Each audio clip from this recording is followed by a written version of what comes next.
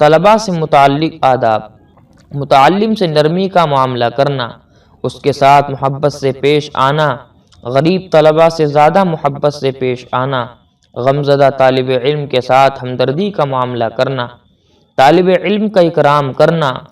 وہ غیر حاضر ہو تو اس کے متعلق سوال کرنا،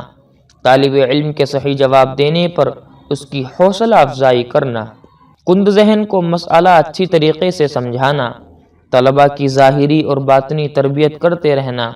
طالب علم سے بے ادبی سرزد ہو جانے پر تنبیہ کرنا، طہارت اور نماز سکھلانے کا خصوصی اہتمام کرنا، طلباء کے سامنے غیبت کی برائی بیان کرنا، جھوٹ اور چغلی کی نفرت ان کے دلوں میں پیدا کرنے کی کوشش کرنا،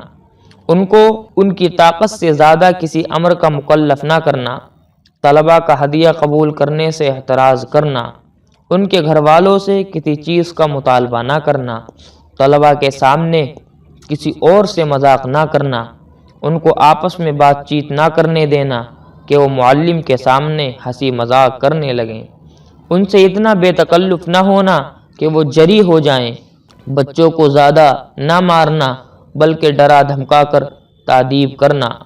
اللہ تعالیٰ سے دعا ہے کہ اللہ رب العزت ہم سب کو ان تمام باتوں پر عمل کرنے کی توفیق عطا فرمائے، آمین۔